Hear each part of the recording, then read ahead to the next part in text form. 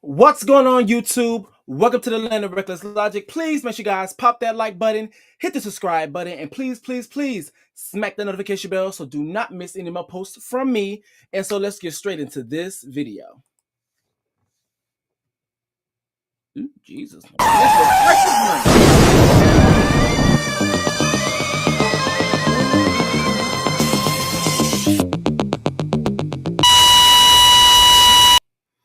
Girl, I'm over here messing up the church's money. Hello, everyone. How's everybody doing? All right, let me just get a few things set up and together so you guys already know why we are here. We're here because we're going to be talking about Miss Monique and her acting a plum fool over there on Club Shay Shay in her interview.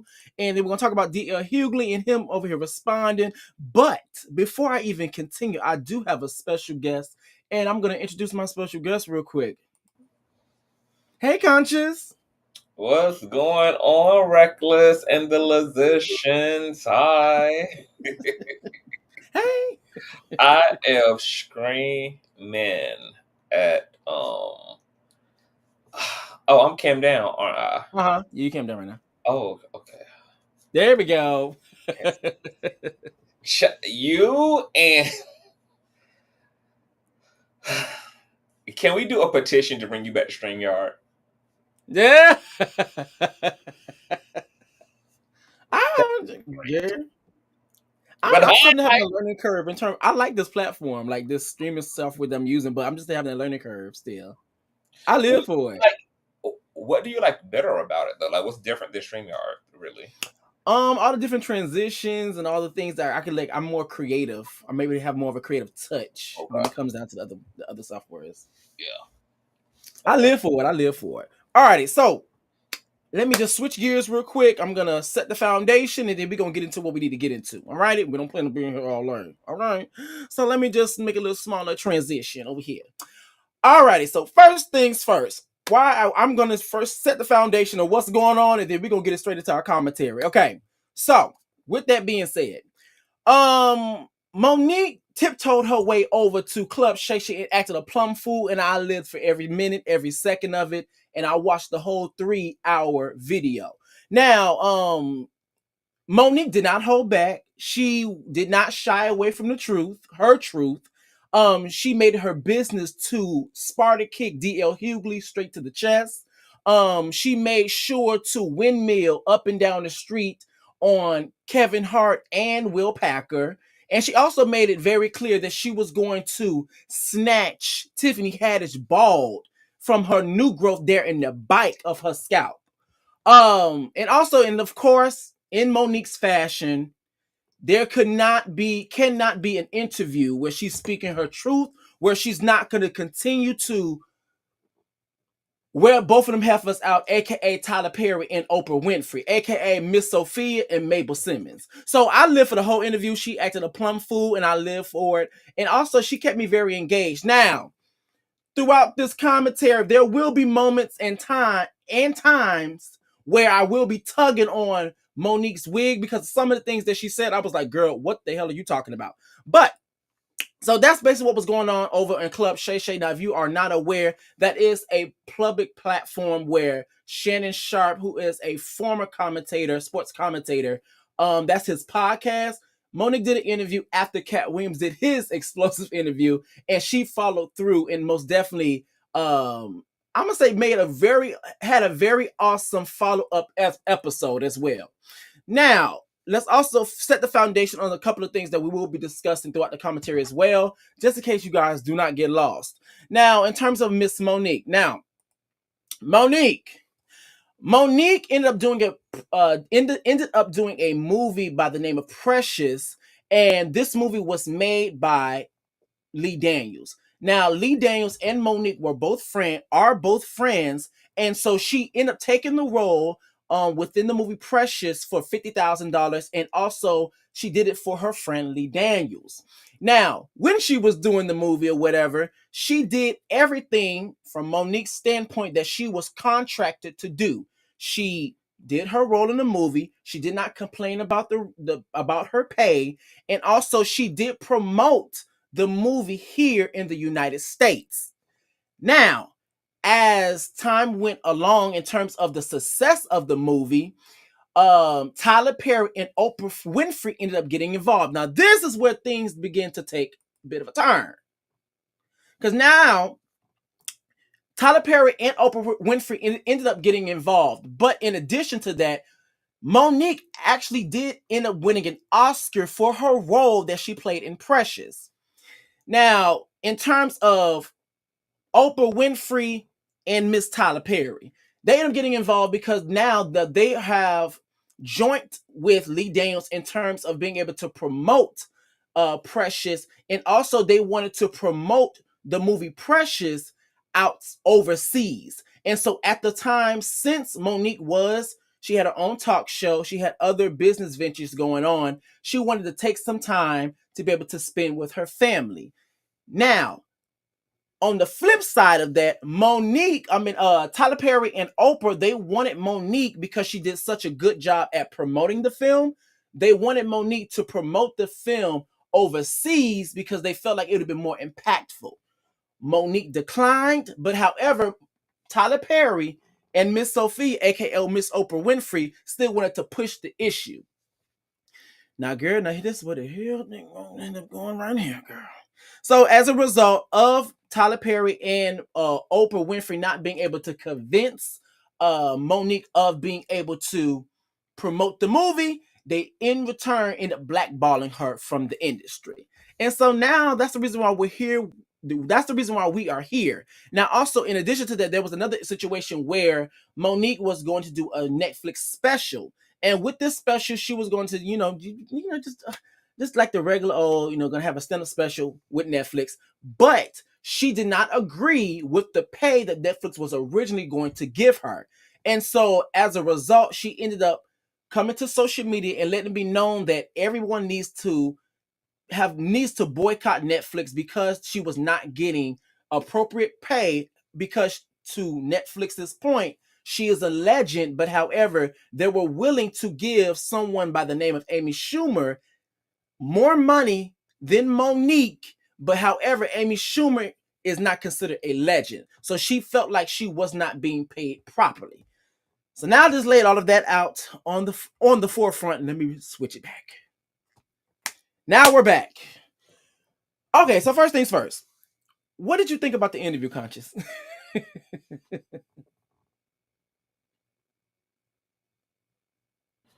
All right. Well, as reviewed on my platform already, I enjoyed the interview. It wasn't anything new. Like there wasn't any new. Can you guys hear me? Let me make sure my microphone. Yeah, I hear you. Let me make sure hold on, I'm gonna turn on my professional microphone. Here we go. All right. Yes, Am I blown up? Yeah, you blown up. It was a great interview. It was pretty much like a compilation of everything she had already ever said about all of these people before. And to be honest, because Monique had said it all before, I thought the real motivation for her to do the Club Shay Shay interview was to be booked for the Dark Matter tour, which is what actually happened. So this was a genius marketing strategy on behalf of Monique. She kept dropping Kat's name throughout the interview, letting him know, I love you, I agree with you, please hire my black ass. And that's exactly what he did. So kudos to Monique. And I'm gonna be honest, I liked her interview a lot more than I like Cat Williams, because unlike Cat Williams, Monique kept it very fact-based and situation-based, unlike Cat Williams with this whole Illuminati-ish, which I believe in the Illuminati. I'm aware of the Illuminati, but it was just all Cat in Cat's situation. And I also did not like him coming for Ludacris' neck for no reason at all because they had the same sideburns. He came for that damn man's neck. Oh, girl. And also, even the Ricky Smiley situation was just a low EQ moment on Cat Williams' part. Aside from all of that, I was here for him dragging Steve Harvey and Cedric and doing his big one for Bernie Mac. Alrighty, girl. Now I'm gonna be honest. Now, after the situation in terms of Monique being booked for the Dark Matter tour, I'm not gonna lie. I was thinking the same thing. I was like, girl, now you done said all this before, which is cool. Keep your foot on Miss Tyler Perry and Miss Sophia's neck, aka Oprah Winfrey neck. But it was just very convenient because she kept bringing up Cat Williams' name. And then on top of that, another thing that I found very interesting is that she was like, at the end, you're going to get an exclusive. And then essentially all she said at the end is that me and Cat Williams are fraternal twins. And so I just felt like that was very interesting. And it kind of did play into the part of like, girl, you know what you was doing. But I live for it. Now, let's get into Mr. Kevin Hart. Now, on the interview, Monique let it be known that when in terms of Kevin Hart, whenever Monique was having a hard time, he did loan her some money as a way to be able to show that he's there for her. He was able to support her when she was down and she needed some support from people with either within the industry and also outside of the industry, in terms of her being blackballed and also in addition to her taking a hit from boycotting Netflix. And also, in addition to that, she also let it be known that Kevin Hart also took it upon himself to reach out to Tyler Perry to try to mend things between Monique and Tyler Perry. And also, in addition to that, she also let it be known that Kevin Hart, he made false promises in terms of them having business ventures and being able to work together. What are your thoughts before I even decide to say what I'm about to say about Kevin Hart? I mean, look, my hypothesis was that Kevin Hart probably realized he spoke too soon, like a lot of people pleasers do. He probably never thought that Monique would take him seriously on the situation with her show coming back for season 2.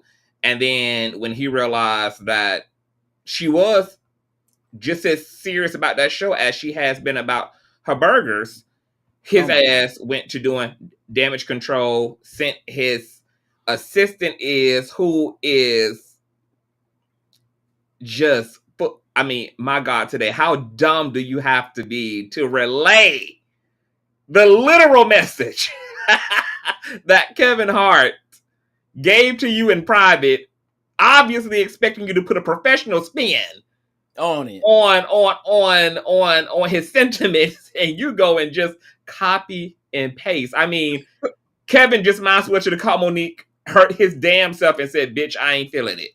Right. So I think he spoke too soon. But obviously, since we know that the industry is very political, it's very relationship based. For all we know, Kevin might have fell victim to the black boule. I mean, he might have got a phone call from Miss Winfrey or Miss Tyler or Miss Lee. I mean, there might have been some ill play involved. So, but some people are arguing that, I mean, considering that this man helped you out at a time where you needed it and nobody else was going to, you could have took one for the team for him too and just kept that to your damn self. I mean, he gave you a check. He helped you out.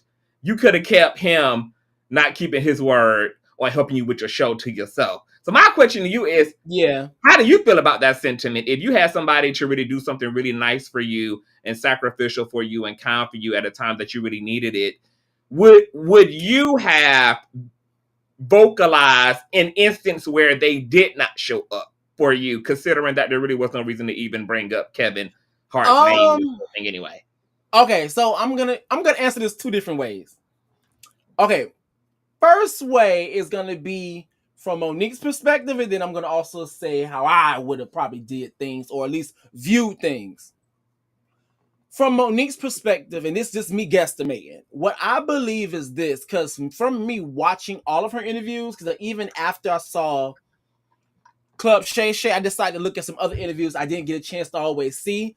Something that has always been consistent in terms of Monique is that, yes, you may have did this on the back end, but also do this on the front end, but also in addition to that, when it comes down to her, she also let it be known that whatever I say to you on the back end, also say this on. I'm also gonna let you know this on the front end. So I do believe that yes, one can argue that yes, this man did help you out in a time of need behind the scenes when no one knew.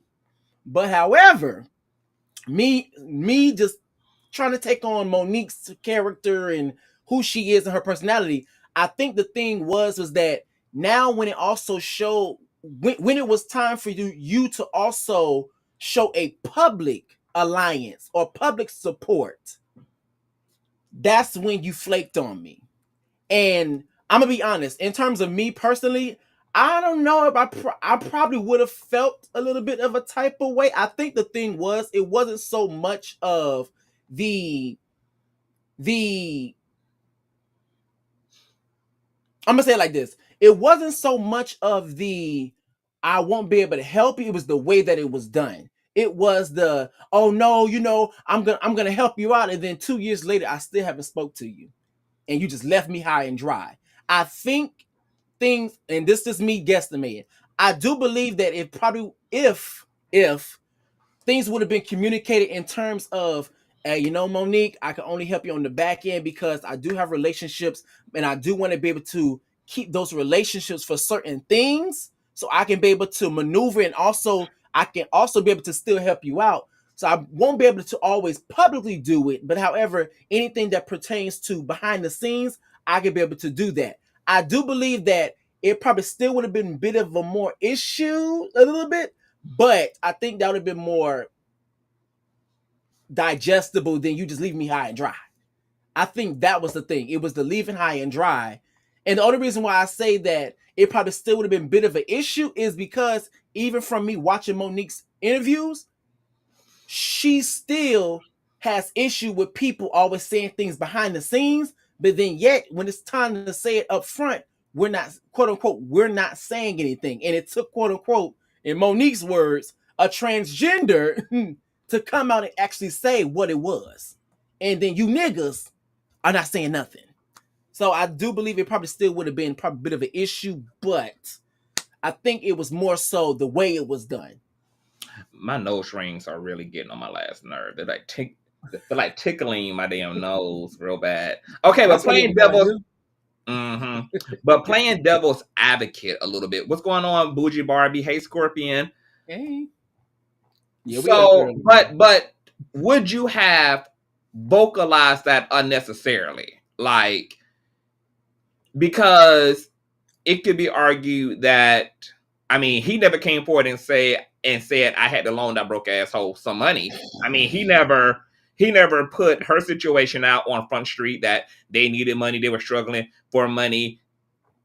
So her choosing to sit down in a interview with Club Shay Shay and give that there for what? Like, if she was that upset about it, could she also not have called Kevin Hart and cleaned this up? And, I mean, because she never said that she reached out to follow up with him or anything about the situation.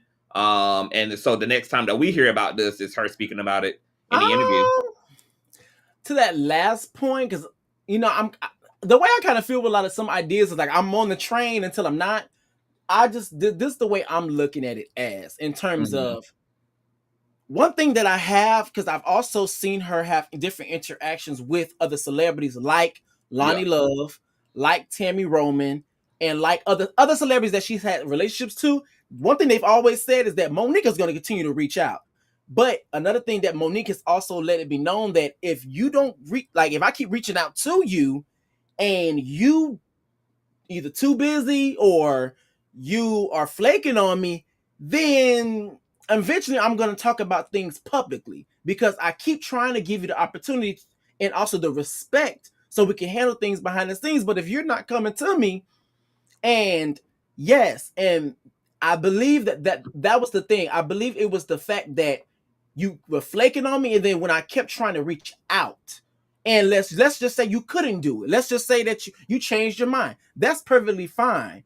But the thing is that I believe she would have preferred just the honest truth than just to flake but out. but Because then, still, yeah. now, because another part of that now is that only God knows where now her imagination may take her. Because now she at the time she's in situations with Tyler Perry, Oprah Winfrey, and at the time Lee Daniels. Only God knows. Oh, they could have reached out to him. Oh, they probably paid him off. Oh, instead of him just being like, you know what, I just changed my mind. Mm-hmm. Once again, though, her feelings are valid, but Yeah. did you have to bring a private matter to the public unnecessarily?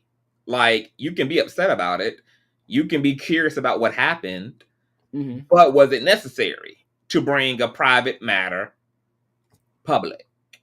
Hey, Candid, hey, boo. That's the big thing. Is everything worth telling? Is, I guess, the real question.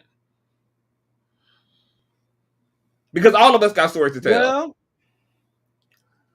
Well, I'm gonna say it like this, because now, me thinking about it, I think that at this point, because keep in mind, that stuff happened a long time ago, a Mm-hmm. very long time Mm-hmm. ago, and this is the first time, at least for me, that I've heard the situation between her and Kevin Correct. Hart. Yeah, this is So our I first time believe hearing at about this point in time, I think the reason why she brought it up, because she just like, okay, it's whatever now, because now if I was still in relation to you, or I feel like there was some sort of possibility of us rekindling, then I probably would have kept certain things behind the scenes. But now it's said and done. I done paid you back your money and stuff. And now I am on this streak of exposing how, quote unquote, some of you naggers move, aka Al Sharpton, aka Kevin Hart, Tyler Perry, Oprah Winfrey. I let it go. I'm gonna So tell you what I I'm don't gonna know. call. I'm gonna tell you why I'm gonna call Cap, Mm-hmm. but Okay. I'm still not mad at Monique. Yeah. Monique done been in a trillion interviews. She done took to her live stream 101 times. She 101. done sat down with podcasters and everybody. She done talked hella shit. This is the first time we've heard about Kevin Hart. And I found it once again very strategic for her to make sure she came for Tiffany Haddish in this interview and came for Kevin Hart in this interview, because that bitch was trying to land her job, baby. This was about being booked and busy, baby, for 2024 on the Dark Matter tour. And that's what I was gonna say too, because it was pure strategy. Because now you're on tour with Kevin Hart, strategy. arch nemesis, or at least his person he don't really mess with like that. And not just Kat, she's on tour with Kevin's ex-wife, who's on tour. That booked too. And busy with Cat Williams too. And I was gonna say that as well, girl. Monique, you knew what the hell you were doing, girl. So now let's get into Miss Mabel Simmons and Miss Sophia from The Color Purple. So Monique, of course, as we all know, if you have not been following, Monique is always going to keep her foot on Madea and Miss Sophia's neck every chance that she gets, because she wants to hold them accountable. Because a lot of the times, the way things always, quote unquote, get resolved is that people stop talking about it, the general public or the viewers forget, and we just go along with our lives, aka the whole Christian Keys situation. Despite him not bringing evidence, people have stopped pressing the issue in terms of, so what really happened, what's really going on, yada yada yada yada yada. And this is the reason why people tell celebrities, don't respond to stuff, just wait for it to blow over. It takes 2 to 3 days. That's all it takes. And so that's why she continues to keep her foot on both of them heifers' neck every chance that she gets. Now, within the interview, of course, she let it be known that Tyler Perry is a liar, and that he came up with the lie that she is difficult to work with, which was a seed planted within the minds of the industry to discourage the producers, other actors, actresses from being able to work with her, etc. And also, she also let it be known that she does have audio of Tyler Perry actually saying that he actually admit that he did lie, and he did actually spread their rumor. Now here's another thing too. Miss Oprah Winfrey is also in the hot seat, not only because of her blackballing Monique, but because her ugly ass decided that she wanted to do a T on her show, whatever, the Oprah Winfrey show. She decided she wanted to interview Monique's family members. Now, to give you guys a little shortcut, Monique was not in the best standing in terms of her relationship between her mother and also her brother and her other brother as well, who used to be her former manager. Now, reason being is because one of her brothers was SAing her when she was a minor, when she was younger. And so that never felt right with her. She always felt a certain way about it. But Oprah did reach out to her. But however, Oprah did not let it be known that she was going to let her mother or have her mother part of the show as well. And that did not sit right with Monique, because if Monique would have known that, she would have shut that show down. Also, she also let it be known, and she also did speak about how Oprah Winfrey and also Tyler Perry did play a crucial part in blackballing her. What are your thoughts? I mean, facts.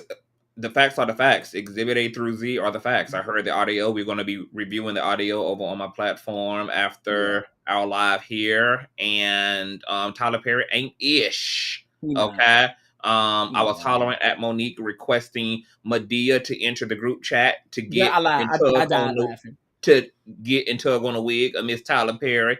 And Tyler Perry ain't shit. It's just really remarkable how unintegral and nasty Tyler Perry is, and to have the audacity to have these so-called feel-good movies that are about ultimately the underdog, whether it's Why Did I Get Married, a Diary of a Mad Black Woman, and yet this is how you're doing. Black women in the industry, and you are part of the reason why Black women are mad as hell, because Black men keep failing Black women like a mother lover, and this is a prime receipt of that. So I was disappointed, but considering everything that Tyler Perry's name has been caught up in 2023, thanks to Christian Keys, I guess this is just a part of his pathology. And I'm glad that Monique got the receipts to back it up, because if she didn't, I mean, it would come down to he say, she say. I don't know where the court of public opinion would have failed at if it would have came down to whose word is to be taken on what.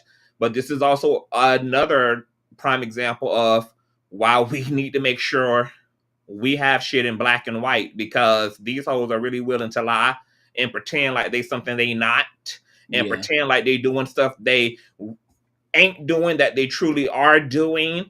And she clocked him. So, like Monique, I'm waiting on that apology and that $1 million check too. What I will also say though is, it would have been one thing for Monique to be in her feelings in that conversation, because it's her personal situation. However, with her having her husband there who's representing her as management, once Tyler Perry start talking about cutting a check, that it was time for him to go into left brain mode. She could have stayed in right brain mode and stayed on his neck morally and about his integrity, but I didn't understand why they both, especially the husband, dropped the ball when Tyler Perry started talking about cutting that check. Because baby, that would have been a sentence and a conversation that would have came to completion. How much we talking now? What we can get, that'll make me feel a whole lot better, Madea. Wait, how many days? Is it 5 business days, 7 business days? What's tea? So yeah. Okay, so in terms of Tyler Perry, well, I'm gonna be honest. In terms of Tyler Perry and also Oprah Winfrey, in terms of Oprah Winfrey, I have not followed Oprah. I know that she is a big thing. I know she's a billionaire. I know she is a staple in terms of Black media. But I have not followed Oprah. I am not the biggest fan of Oprah. I'm not even talking about just because of this Monique situation. I'm not even talking about The Color Purple. I'm talking about in general. Monique, Oprah was not my time. You get what I'm saying? But I'm going to say this. in terms of Oprah Winfrey and Tyler Perry, in this system of capitalism, it's easier for me to believe that a person made it to the top not because they are integral, not because they are strictly just work hard, not because they are this pitchy perfect person that feeds you rainbows, lollipops, and Skittles. It's because there is a part of you that is grimy. And the reason why I say that is because when we begin to look at a lot of these billionaires who are the one percenters, who are the people that do hold the power in terms of finances, resources, and also can make shake.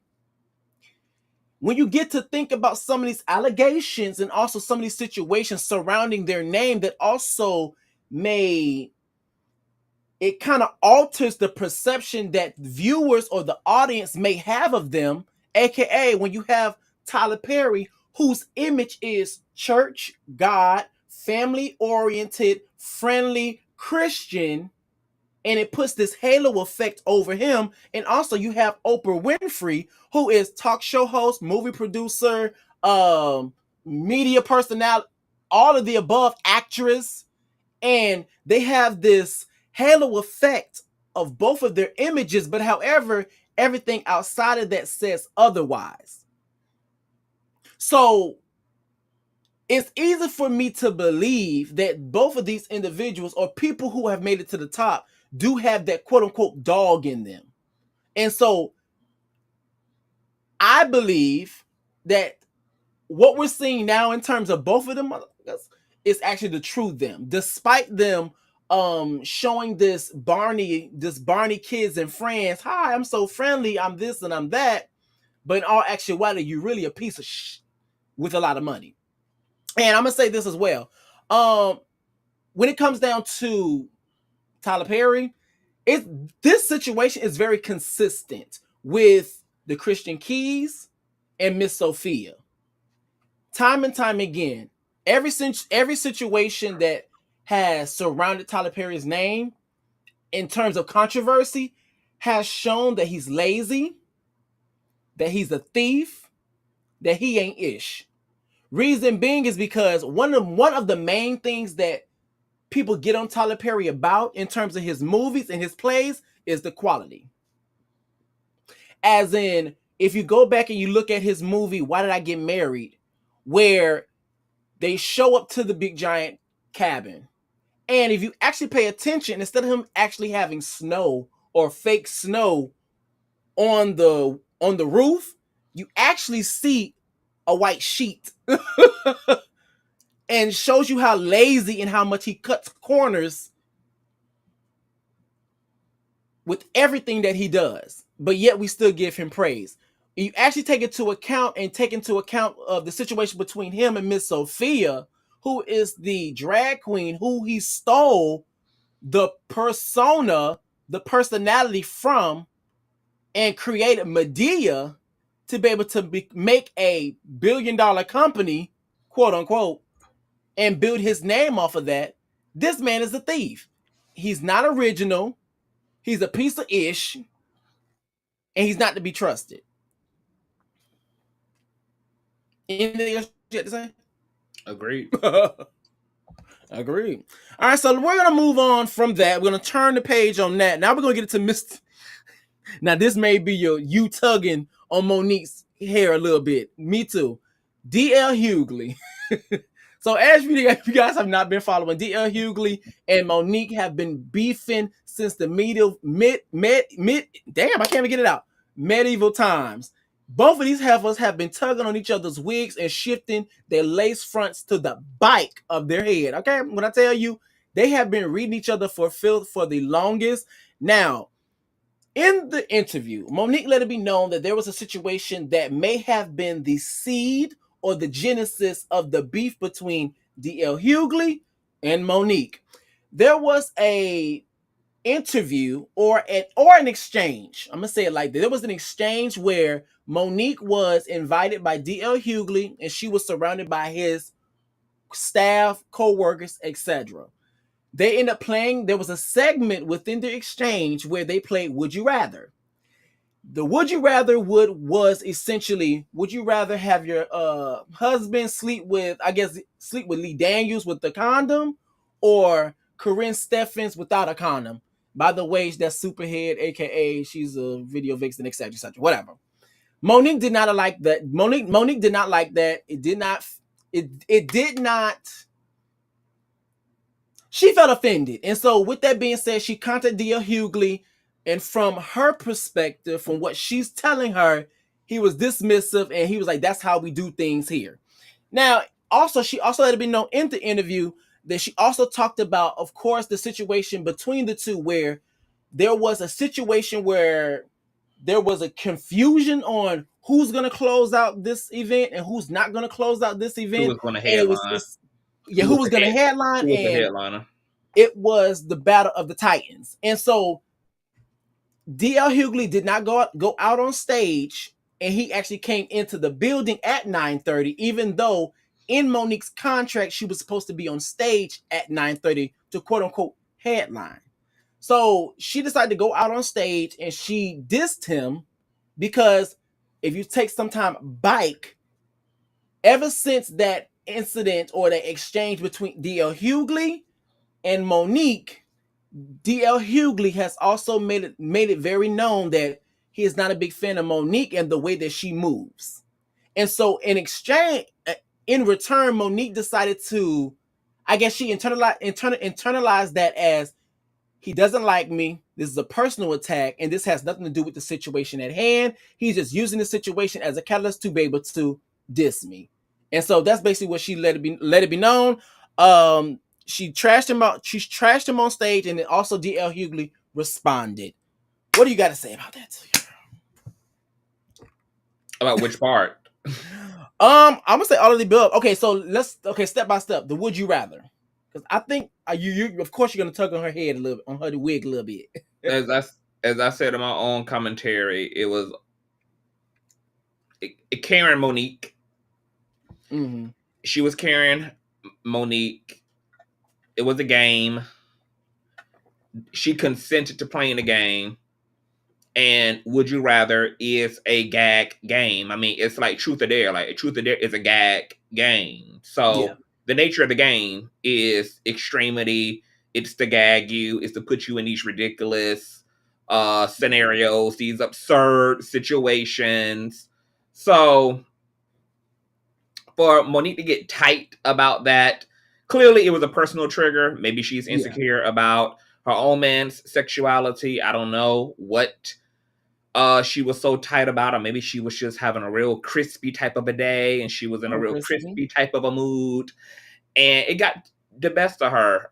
So unfortunately, in the situation when it comes to Would You Rather, I think that Monique had missed the mark. She was being overly sensitive. She consented to the game, and it was giving controlling, and it was just giving like team too much. And you know, the game is a game that they play with every guest. So it wasn't that Monique was special. Her husband wasn't special. She got the same treatment that every other guest gets. And it was designed to lighten the mood and to just have some laughter and some fun. I mean, after all, these are two comedians. Monique talks about her own sex life. She talks about her own sexapades. She drags and heckles the audience in her own a comedy. So it's just like, girl, what's the comedian in this moment? Like, be the comedian, you know? You were there talking as Monique, and now it was time to turn on the comedian and have some fun. And that also turned into a damn HR moment, girl. D.L. Hughes almost got fired from his own damn show as a result. So, yeah.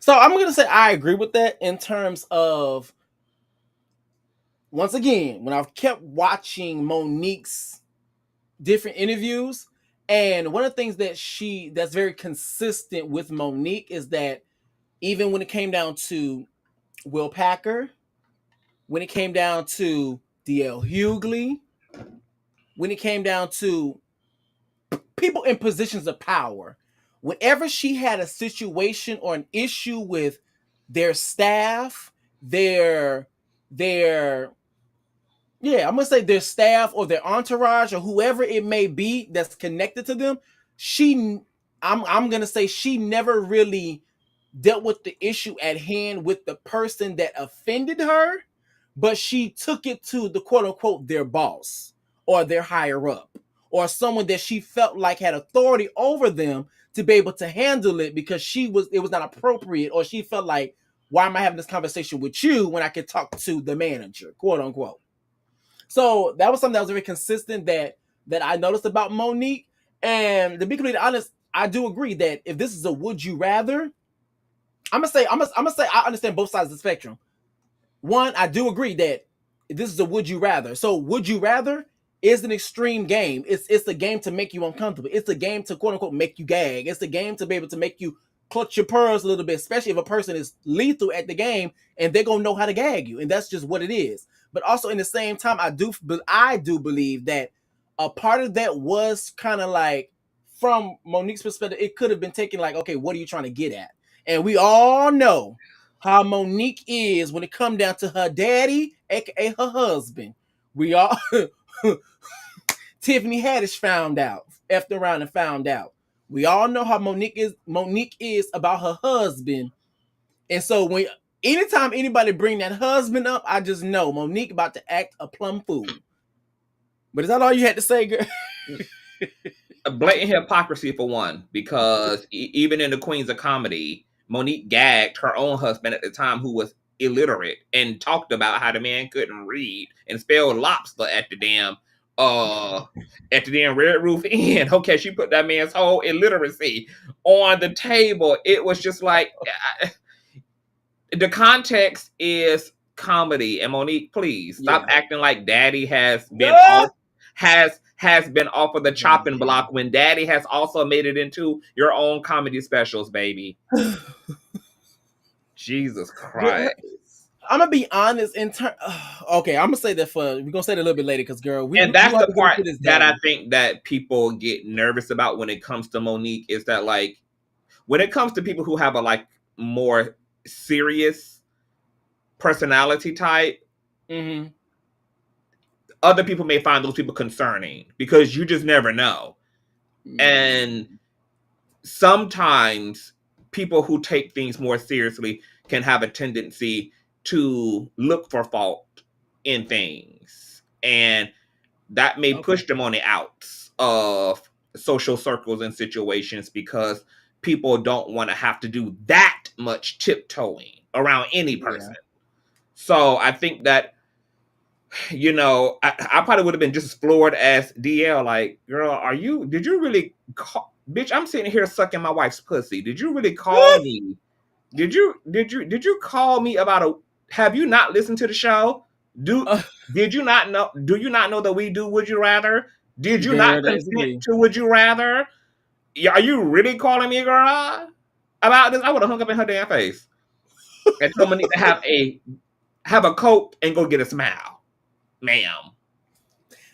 Now, I'm gonna be honest. Now, in terms of the situation between DL Hughley and Monique and who's gonna headline in the Clash of the Titans, girl, I'm gonna be honest. During the situation, I was with Monique in terms of who was actually right in terms of the contract. Now, so to give more context, Monique's perspective was, you have a memo, I have a contract. Now, the thing is that with a contract, it's letting it be known and it's setting the standard to what is going to happen. Legally, what's going to happen. A memo is what I would like to happen, but it's not set in stone. Now, on the flip side of that, DL, from the promotion aspect of what's being promoted to the viewers, the audience, is that the headliner usually has the biggest picture. And so with him having the memo, and only God knows what other conversations were being had, and then also with the image or the promotion also feeding or alluding to DL Hughley headlining, there was some mishap. And I do believe that there were and we said this before, there were conversations being had between the promoters or whoever, the janky promoters or whatever, which caused them to clash. So what do you believe? What are your thoughts on that specifically? I chop it up to two niggas lacking communication skills for one. Get into And it. then two, as you just stated, the crux of the issue did fall on the promoter himself, who we found out was ultimately having backdoor conversations with both Monique and DL. He pretty much sold them both on the headliner position in order for them to even do the joint situation together. And Yep. then when it was time for show and tell, there was a head-on collision as a result of them both having an understanding that they were both headlining. So, you know, janky communication was the foundation of it, but this is something that could have been avoided had DL and Monique actually spoke about it. But considering that things also took place at the last minute, which is what made Monique angry, because she was on set waiting to close out the show, and then she had to deal with going on right now, which was not what her expectation was, because you was told she was going to headline, and so she had to deal with all of this in real time. And like you said, because of the radio incident, the Would You Rather incident, there was already a fragility there in the relationship. Yep. So Monique just interpreted as this nigga once again being a weak ass nigga, being full of shit, and okay, I'm gonna go out and I'm gonna nail his motherfucking ass to the cross as a result. And also, if you remember as well, there was, I think Monique actually let it be known that when it was brought to DL that he was not the headliner, he had a hissy fit or was something like that. You remember that? Allegedly. DL Hughley, he denies that, but that was hearsay. Yes. Yeah. So like, I don't know. I think if they just, like you said, if they would have just spoke, but also it was already set in stone that these two were already, it was already tension. Because like Monique even said in the interview, I'm gonna see you one day, DL. And she knew that was the night she saw him. And I guess I think it probably was retrograde too at the time too. The stars had already aligned for all chaos to explode, and that's exactly what happened. But we're gonna move on from that. So, what did you think about DL's response, where he basically called her fat? No one's gonna love you. Yada yada yada yada yada yada yada. You know, good low down heifer. It was to be expected, I guess. Yeah. I was surprised that DL responded, because after their last stint over this headliner situation, he pretty much had pledged allegiance to the flag that this was going to be the last time that he was going to give her any attention. So she must have struck a nerve, and I mean, it was a funny response. I mean, of course, it was filled with fat shaming and everything else, but of course, he felt justified because, you know, she's continuing to pop her gums and she's continuing to do all of that, and he still feels a way about her even using his daughter situation and that incident.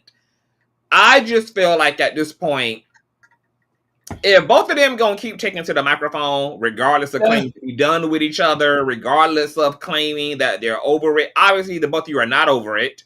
The both of you respond to each other. At this juncture, you both might as well actually give each other a phone call, sit down, and just lay this thing to damn rest once and for all. I mean, since the both of y'all get each other up off the couch. Just talk it out now. It's time. I'm glad you, because I was going to talk about that as well in terms of Monique bringing up the daughter. I'm not going to lie. I'm going to say, okay, so in terms of his response, like you said, it was expected. I knew that was going to happen, because these two, out of everybody that Monique has been going back and forth with, I want to say, and I could be wrong, this is me saying it just off the cusp of my brain of what I'm thinking right now, I think he's the only one that really has consistently responded back to Monique, and Monique has been going back and forth with him. Mm-hmm. I think he's like the only one. So when she mentioned him, I'm like, yep, he might be. It's more than likely he's gonna respond again because he like, bitch, I'm still not done with you, okay? Especially when you throughout that interview you was throwing some jabs, so let me jab you right back. But there were some things in there that was kind of funny, whatever. And the reason why for me personally, I didn't take it quote unquote in my woke awareness, like that phase of me or that aspect of me, is because the way I'm looking at it right now, I'm looking at it as two comedians going back and forth. I'm not looking at it as someone can possibly lose their life, or at least that's not the way it's coming off from me. Right now, it's coming off they're both keeping it kind of online and they're going back and forth. It's not something where people are pulling up on each other and next thing you know, there's a firearm being pulled out. It's nothing like that. So for me, I kind of like, girl, these motherfuckers crazy. They're gonna keep it. They're gonna keep their foot on each other's necks, and it is what it is. Now, in terms of Monique bringing up DL's daughter's essay situation, I'm gonna be honest, and we did talk about this behind the scenes as well. I understand both sides of the spectrum in terms of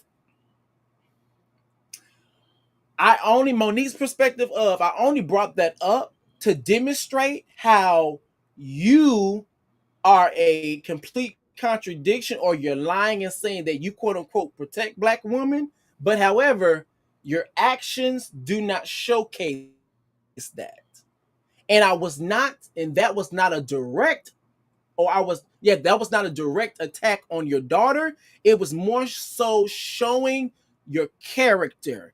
That was more of the highlight, but I had to use that situation as a catalyst. Now, on the flip side of that, I also know, and I can also understand why people can be offended by that, because someone in my own personal life, they were also offended by that because they were also, SA when they were younger, and they did not appreciate Monique taking that route.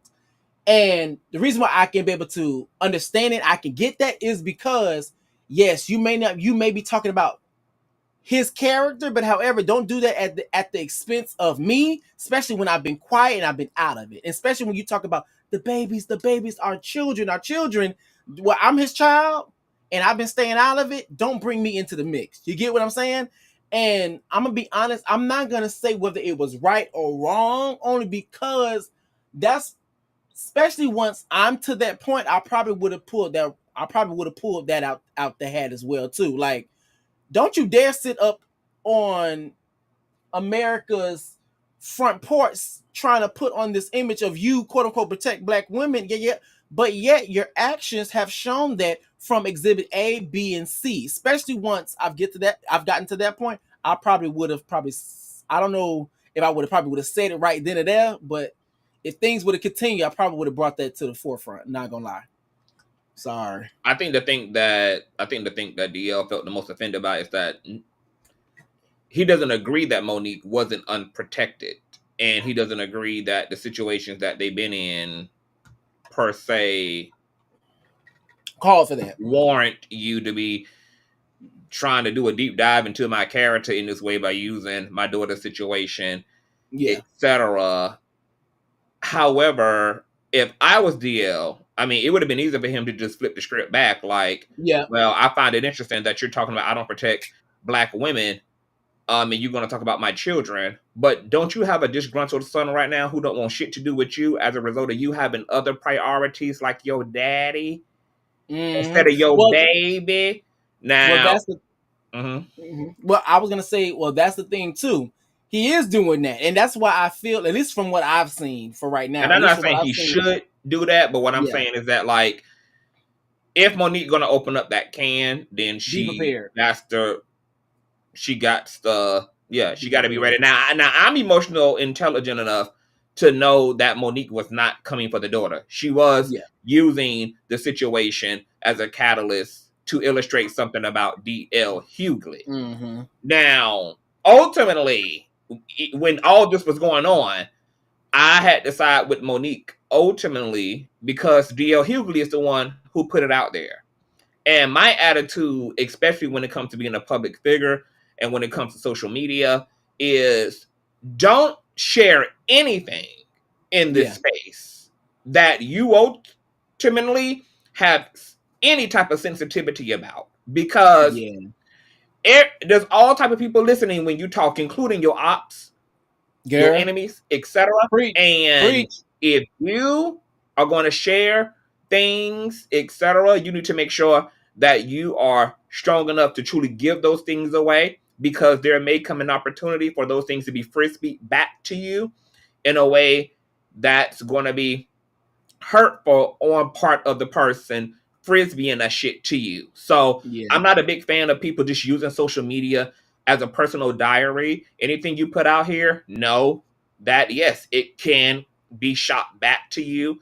And I wish that DL would have shared that story with DJ Vlad, and that he would have been complete about it, so that Yeah. when it came up in any capacity, in any context, that it didn't have to sting and it didn't have to hurt and it didn't Yeah. have to A, B, C, D, E, F, and G. I was also curious at the time if DL had the consent of his daughter to even share that publicly, Girl. because that was not made clear to me. So I was curious about that, if he had even consented with her to speak about Yeah. her situation so publicly. Because if that, if there was no consent there, then I mean, he You didn't read the just room. once He ain't read again, he ain't read the room at all. yeah, and then again, you once again opened your daughter up to not being protected. Because now you didn't believe me when it became to your the ugly ass friend. But also, in addition to that, you're gonna expose the situation to the general public. Like you said, you have your fans and you also have your haters. You have your yays and you also have your nays that can use this as a lesson to learn and also use it as ammunition. And also, in addition to that, you're not the only one that's going to be affected by that. I'm going to be used as the catalyst, as your ammunition. So I'm going to be dragged into that because I'm already dragged into it because you are my father. But now I'm going to be dragged into it directly because now it's a situation that directly affects me. So, yeah, yeah. Yeah.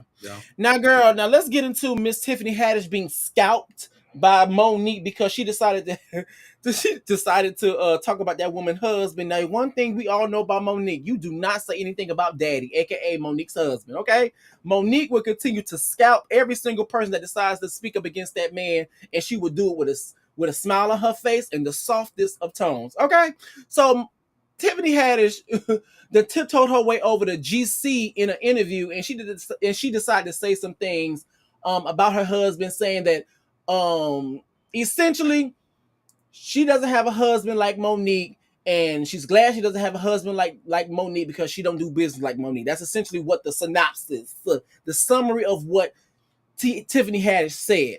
Now, also Tiffany Haddish, Monique decided to clap back at Tiffany Haddish and let it be known that, girl, if you had a husband like mine, Miss Boo Boo Kitty, you wouldn't have two DUIs and also be, driving off the side of the road and over here hitting stop signs and yield signs and not paying attention to whether the light is red, green, or yellow. And also, she let it be known that, baby, if you had a husband like mine, you wouldn't end up in a situation where it looks like you over here grooming a minor. And I already knew that was going to be in the clip. I'm gonna be honest. Tiffany Haddish should have just sat back and ate her food. In terms of some celebrities, some celebrities need to know. I'm gonna say people in general. People need to know at times when to kind of just sit back and eat their food. And I want to say, I don't believe at the time Tiffany Haddish was under fire for a lot of this stuff. I think all this stuff is just recent, but I will say this: in terms of Tiffany Haddish, to me, she does a lot of things that are, she tries to capture a lot of people's attention and is really thirsty and I hate to say it, coon like in terms of the way that she presents herself and the way that she shows up. And so, with that being said, if you're doing all of this cooning and all of this, pay attention to me. I wouldn't do us like that because Monique, and you can, in the words of Mr. Wiggins, you can be black all by yourself. Shout out to Conscious TV. You can be black all by yourself. What? No, I'm saying shout out to Conscious TV because that's how I found out about the situation. You can be black all by yourself because I didn't watch the show. You can be black all by yourself. Now, when Monique goes to fire back, now she's gonna reignite people talking about that situation with you, quote unquote, grooming a minor. And so she should have sat back and just ate her food. What are your thoughts? She got dragged, rightfully so. I mean, to be honest, I don't even think that Monique was actually truly pressed. I think that once again, because she had ample opportunity to address Tiffany Haddish and to respond in real time to those comments. Coming for Tiffany Haddish was necessary in order to be booked and busy for the rest of 2024 on the Dark Matter tour. So it was just a strategic opportunity for her ass to come for the hairline of Tiffany Haddish. Yeah, girl. I really don't know what inspired Tiffany Haddish to have to add lib all of that in her commentary, but like Monique said, had you had a husband to touch, you wouldn't be over there allegedly touching them damn kids. So, case I'm gonna say closed. that I think the thing is that Tiffany Haddish is attention grabbing, and so since Monique was the for a long time the hot topic to talk about, and you knew that you are a public figure, and you knew that you're gonna probably have interviews or paparazzi are gonna catch you from the grocery store, and they're gonna say, "Oh, so how do you feel about this? What's your thoughts on this?" I feel like she used it as an opportunity. She knew it was going to be opportunity to bring more attention to her name and also tap dance her way to the next check. That's personally what I feel. And to be completely honest, like Tiffany Haddish really did turn me off, only because everything that she does, it comes off as coonish. For me, it comes off real coonish. It does. It's like tap dancing. Like, I don't know. I just can't. I don't know. I just can't do it. Now, speaking of husbands, girl, now we're gonna get into Miss Monique talking about daddy. Now, here's the thing: when it comes down to Monique, sometimes I'm on the train with her. I'm all aboard, moving out until we get to this conversation 9 times out of 10. Now, in terms of Monique, she has this thing when she calls her husband daddy. Now, for some people, we take no issue with calling the man daddy. But it's all the other shit that's compiled with the bullshit. It's the fact that also in the interview, she says things like, he raised me, or he raises me, or it trains me. Like, I was like, damn, is she a German Shepherd? I was like, where's her collar? She about to go, Ruff. I didn't know, like, it's that. And also, in addition to it's stuff like the whole conversation surrounding submission, and he's the leader, and girl, in terms of Monique, because she doesn't trigger me the same way she triggers some other content creators. So for me, I'll be okay. I can see where you're going. I can understand. I say I always agree. I can understand what's going on here, but when she gets to this conversation about her calling this nigga daddy, she loses me every time, every single time. What are your thoughts, girl? Monique want y'all out of order, independent ass hoes to make America masculine again. Girl, I don't have a problem with Monique's reverence and appreciation for her husband. Yeah. It's clear to me that Monique believes in a patriarchal struggle. She's a woman who believes that a man should be the head. That's perfectly fine, honey. Everybody got their preferences, etc. If that's the balance that you're looking for in your life as a feminine entity, then so be it. I don't think she should have to shy away from appreciating her partner and being proud and vocal about the ways in which her partner enlightens her and just what he brings to the table. Beyonce did the same thing, even though she recently got dragged as well for old clips that came up of her also telling Jay-Z. Thank you for teaching me how to be a woman, etc. And ultimately, I know that it really comes down to a game of semantics. I also understand what people find triggering about that type of language in a patriarchy, because it is cringy to hear the choice words raised and trained. Oof. Because you're not a chia pet, bitch. Like, you are an entire human being. There are better words to choose, but Monique also is still under the impression that men need their egos fluff. And I know that Yeah. that's why she chooses that language. It's for Sydney. She wants his ego to know, I as a woman, I respect you. I bow down to you. You Oof. are my king. You are, and she believes that men need that. And as long as she has a man sitting beside her, she ain't taking no advice from you single, lonely ass, hot girl summer assholes. Oprah. So I would just leave Monique and her daddy to they dollhouse. I'm gonna say this. The thing that gets me when she gets to this conversation is that inadvertently she's supporting her own oppression. Reason why I say that is because, to her point, to Monique's credit, and from her perspective, when we got to the Kings of Comedy, the sexism was very present and clear, as in these men, or men felt like men were superior than women, so we're going to pay you better, we're going to give you Rolexes, we're going to give every single king of comedy their own limousine, but yet when it comes to the queen of comedy, we're going to give you a percentage of what they're getting. But yet you're also participating in practices that helps support the sexism that you are experiencing, and also combating at the same time supporting. The issue that I take with Monique is that, yes, from a when you look and you scratch the surface and you actually start to, I try to look past the triggering language, is that yes, you appreciate your partner taught you something, you learned valuable lessons from your partner, this person has helped you evolve. But however, it's the issue of the training and the raising and that triggering language. It's like, girl, what the hell are you talking about in terms of, like, girl, are you a German Shepherd?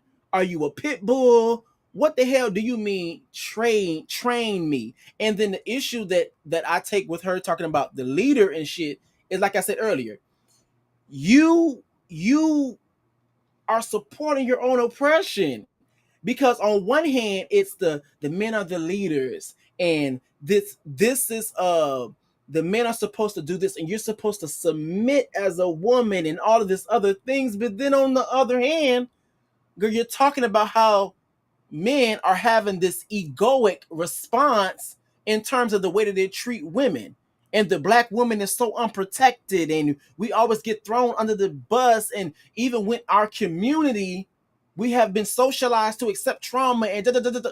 But you're also in the same breath trying to tell other women or other people to accept or be under the guidance of men and be at their mercy.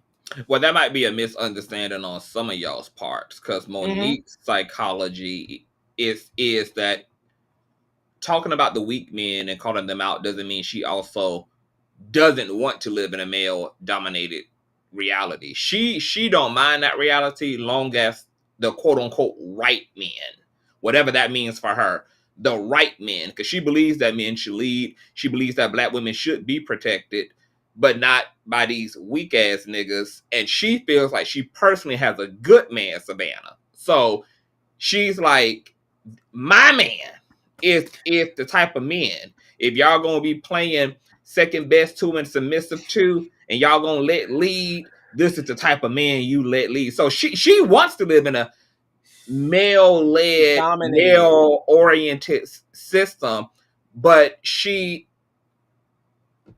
believes that there is a such thing as the right men and qualified men to do that. Yeah, that's cool and all, but the reality keeps showing that, girl, when anything is predominantly controlled by a predominant group, the equality is not going to work. Both parties are going to have to be equal. And I think the misconception as well is that people believe that when people say men and women are equal, that we're not acknowledging that they are different.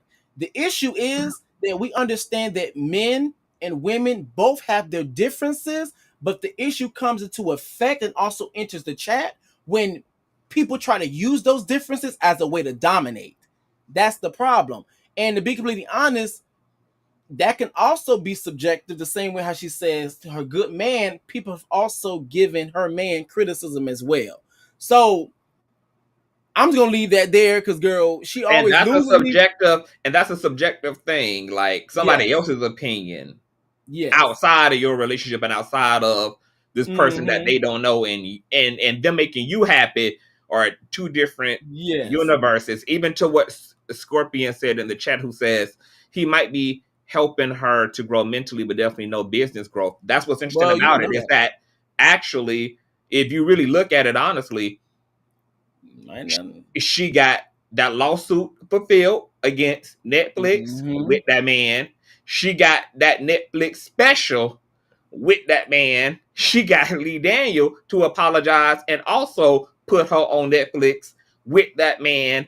Club She Shay now done Shay went viral on Club Shay Shay with that man, and with now that her ass man. booked and busy and making money on the Dark Matter tour with one of the most viral men of the year, Cat Williams himself, with that Mm-hmm. man.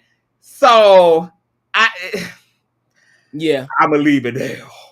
Yeah, I'm gonna be like, I'll be with Monique until I think for me it's the language.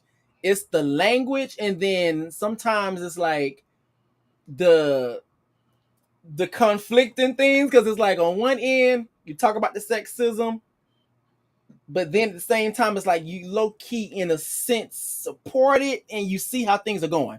But I'm gonna leave that there because I'll be all aboard moving out until we get to this conversation, and then my ass just cop the fuck up because, bitch, I'm no conductor on this motherfucking train. You get what I'm saying? I jump ship real quick, and I jump ship to the point I put shit around my ankles to make sure my ass stay far away from that motherfucking ship. Because, bitch, if that means I have to sink to get off this motherfucking ship, bitch, because I can't swim, so be it. My ass drowning. But let's move right along. Let's just close the chapter in terms of daddy and raising me and treating me like a damn Look, German shepherd. I'm gonna close it off on saying if Monique love it, then If then she like it, we love if it. she like it, I love it. And right now, I mean, she It seems is to be working. winning, and she has been winning. So I can't even take that away from her. So Yeah, that's true. long as he ain't graping her, cheating on her, physically Putting abusing hands. her. If she happy, baby, they making money together, and they got the type of situation they want going on, and it ultimately ain't hurting nobody. It bees what it be. Yeah. And I'm gonna have to agree with that on that. But let's just move on because, girl, I'm gonna have flashbacks. Anyway, we're gonna talk. Let's talk about the king of comedy. That I'm gonna whole have to push my situation. damn live back too, Oh, girl, let me. because So we're this gonna is have to what. wrap this up.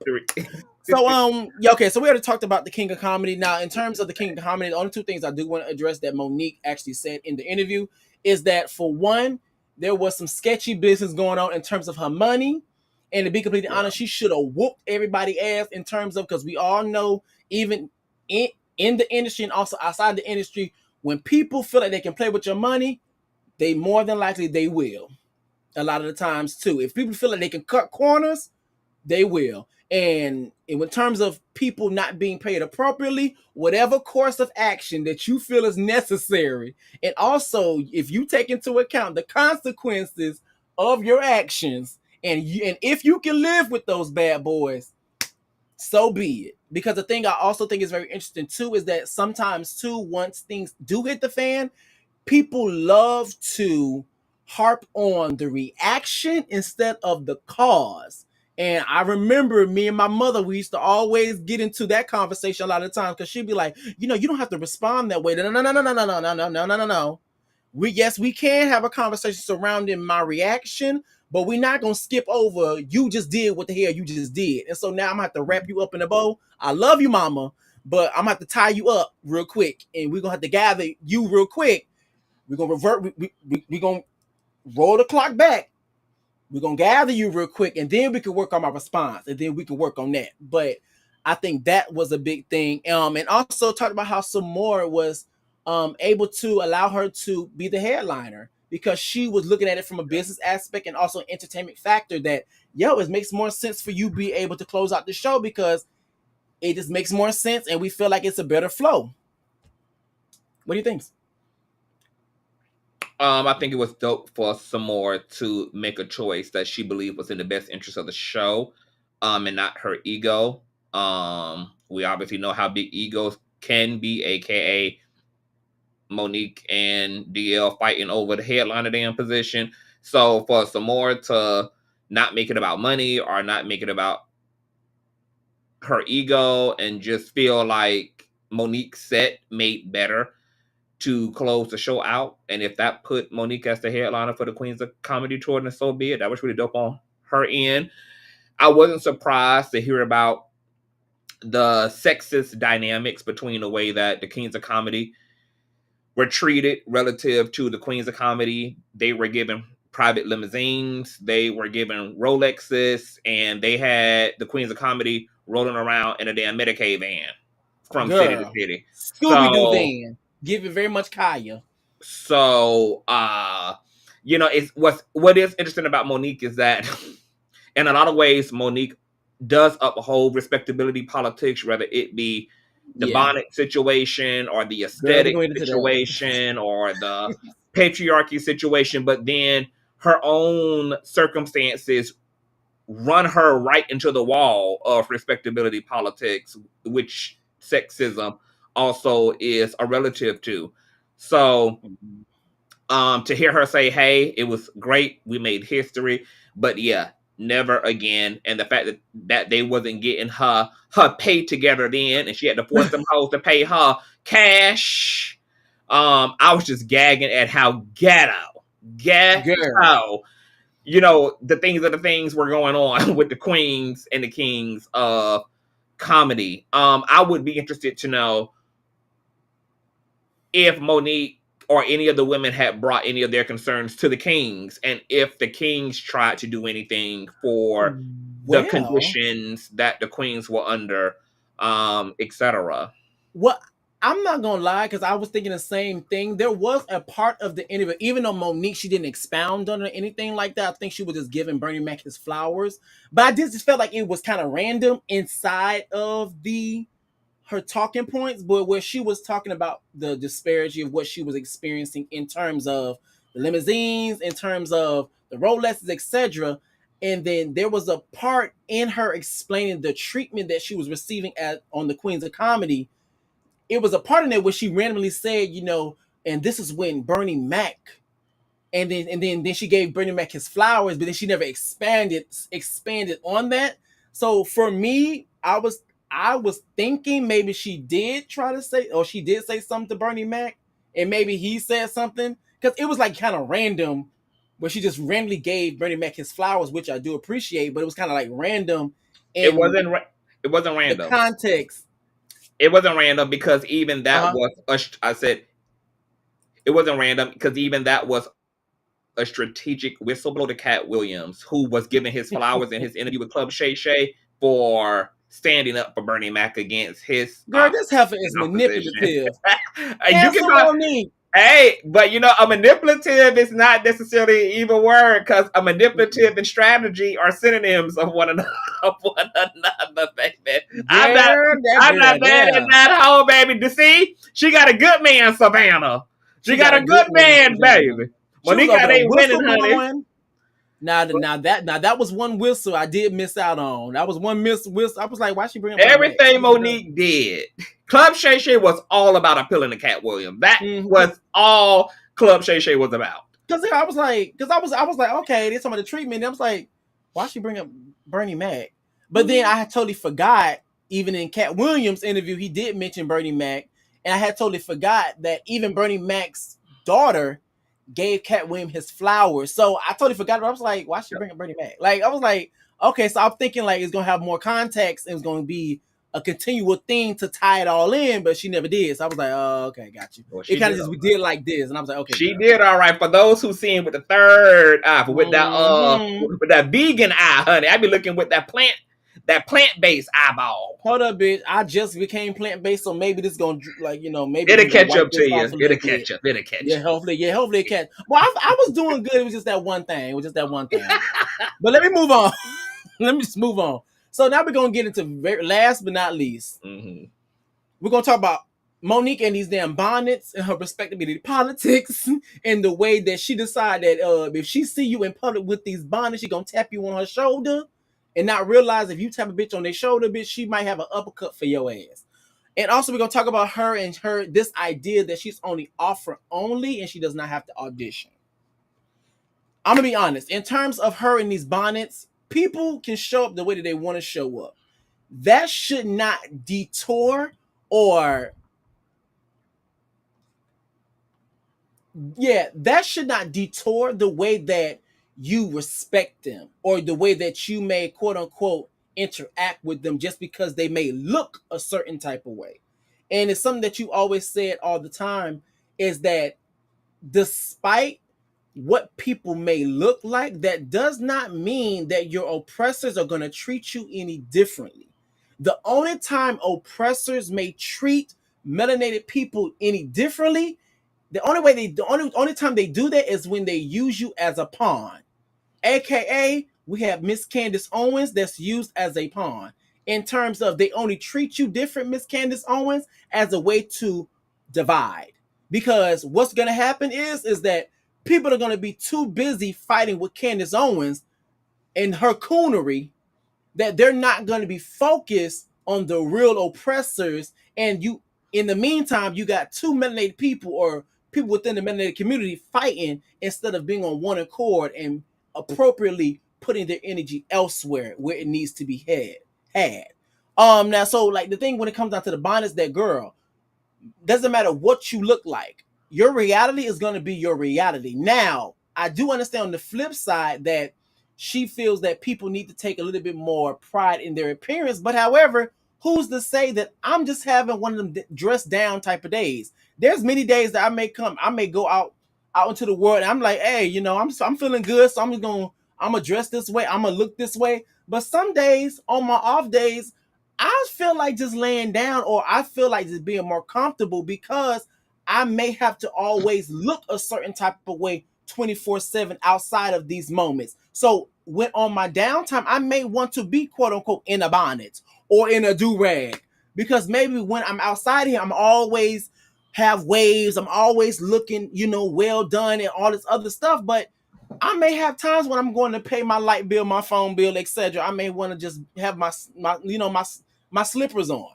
It's I feel like she's on this specific talking point, she misses the mark. What are your thoughts? I ain't got a lot to say because I already done packed Monique'S the fuck up on respectability politics. But what I will Girl, you already know say how she is is. I pretty much agree. Monique is also kind of the wrong messenger because nobody wants to hear about taking pride in your appearance when it can be argued that Girl, get into it.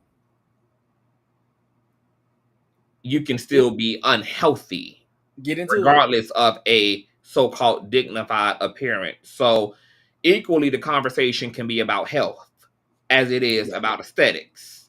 Yeah. And Monique is just scribbling all outside the lines, overstepping her boundaries concerning herself with things that are none of her damn business. Okay, you tapped Somebody on my who motherfucking shoulder. somebody who curses, somebody who refers to women as bitches and use the N word and everything else is not somebody like you can't you can't you you can't utilize respectability politics and then at the same time destroy them. Like Monique pussy pops between respectability politics and just being authentically herself. And you do have to choose a side here. Like if you look at her opening, her ultimate to the Dark Matters tour, she you motherfuckers, you motherfucker, I'm happy to see y'all mother, and I'm just like, that's not What? ladylike and feminine what according to respectability politics. That's not, you know, dignified. You're not giving Harriet Tubman. You're not giving Michelle Obama. You're not girl? giving, it's just like, just cut it out, Monique. Just sit down. Like I understand. She feels some people look bummy, etc. But the thing about it is, do you also feel like men in durags are being bummy or inappropriate? Because women get to have protective headgear.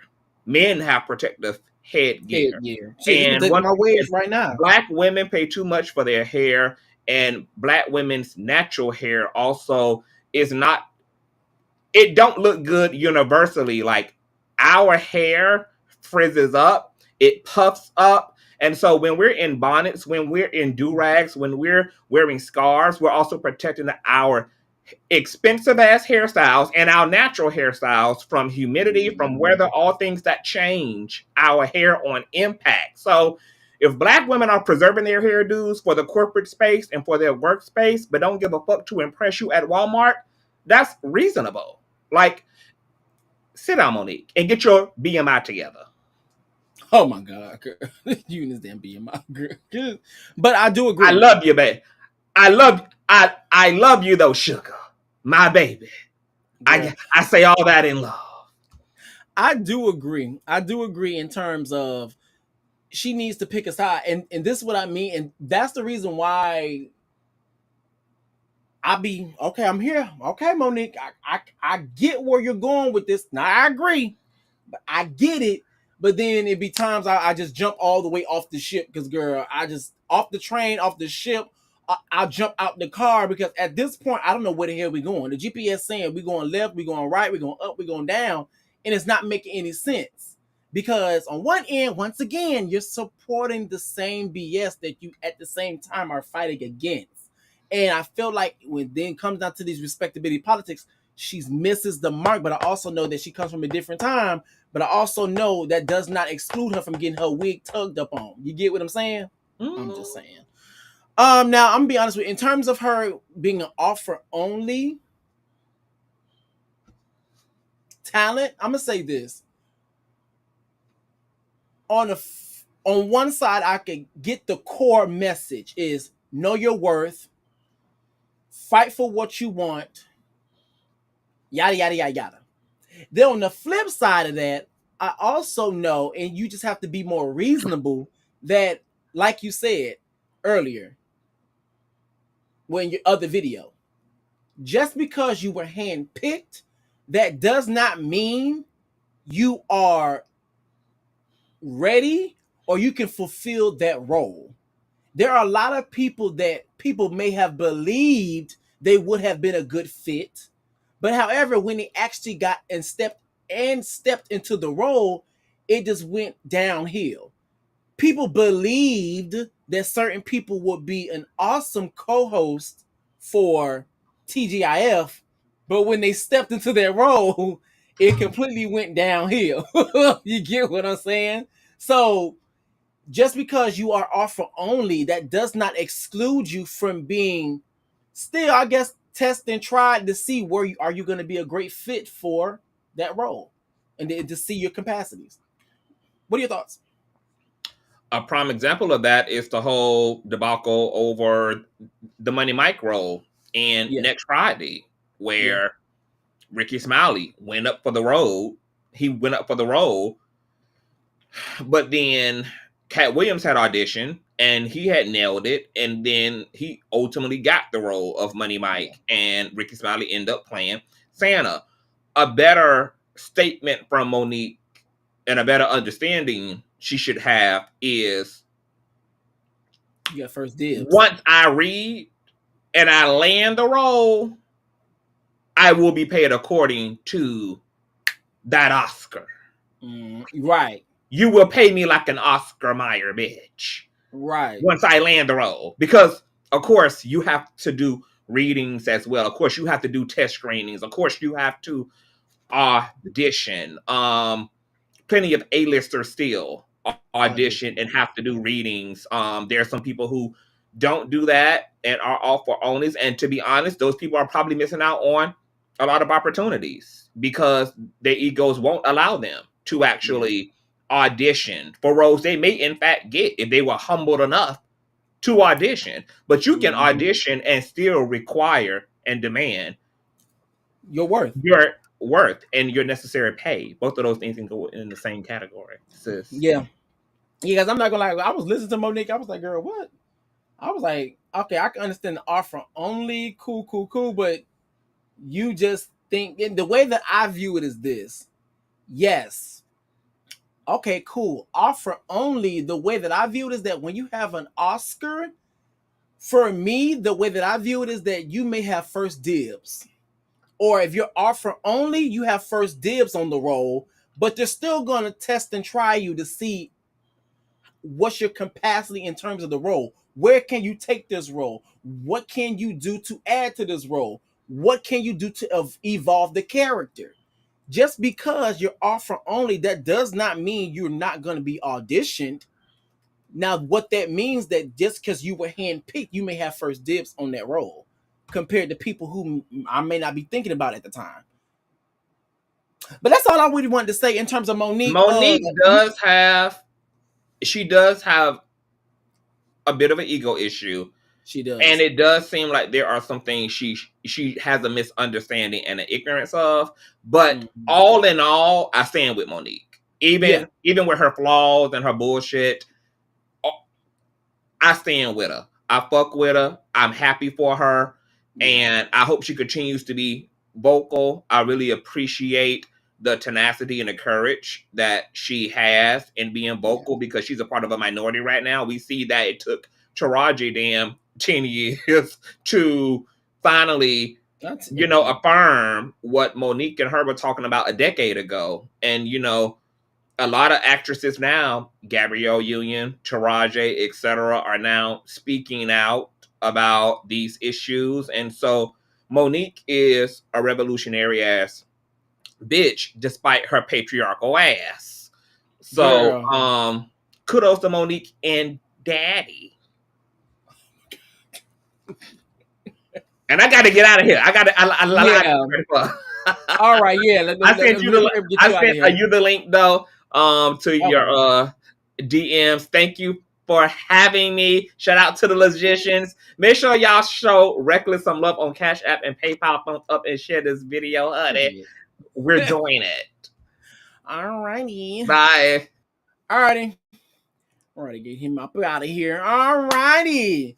Well, Monique done, like I said before, Monique done tiptoed her way over the club. Shay Shay acted a complete fool. Now, like I said earlier, after watching the current events of her end up being on Cat Williams' tour, she was trying to.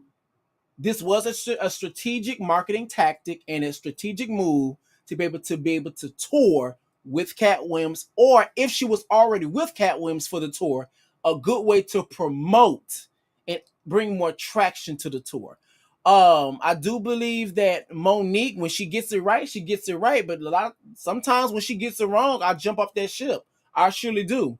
And she acted a plum fool over there at Club Shay Shay, and I lived for every second of it. I surely did. When she was windmilling on them two heifers, Mabel Simmons and Miss Sophia, I lived for it. I lived because at the end of the day, you're not going to do people dirty and then people have to shut up about it. You're not going to do people dirty and then people have to accept it. Just because you are a billionaire, yes, a lot of people may bow at your feet, but that's not going to be every single person. But in the same breath, two things can exist. Yes, Tyler Perry was wrong for the way that he's handled things and that he does have a shady character. Oprah Winfrey is dead wrong because she is shady as hell and she got a lot of ish going on with her and the way that she operate. DL Hughley, Kevin Hart, all these people may have their issues and they all may be wrong, but at the same time and in the same breath, Monique, there are times where you also need to look in the mirror. And the reason why I say that is because of this. And I'm so glad I thought about it. Another content creator also brought this to my attention and said this is that the fact that Monique believes that the only person that she may have offended or disrespected that can actually say that she has disrespected or offended is Will Packer. When she has said out of her own mouth that her husband had to humble her because she was so out of line, she was so out of pocket, she was so, in the way that I interpret everything, that she was so disrespectful to her husband. And you mean to tell me that you was like that in your household, but that never translated or transmuted over to the workspace? So, to be completely honest, two things can be true at the same time. Yes, Tyler Perry, them, they are pieces of ish. But also in the same breath, Monique, you do need to take a good look at yourself, just to be completely honest. But that's really it for my video for today, guys. Please make sure you guys pop that like button, hit the subscribe button, and please, please, please smack that notification bell so you do not miss any of my posts from me. Today, so guys, I will see you guys later. Deuces!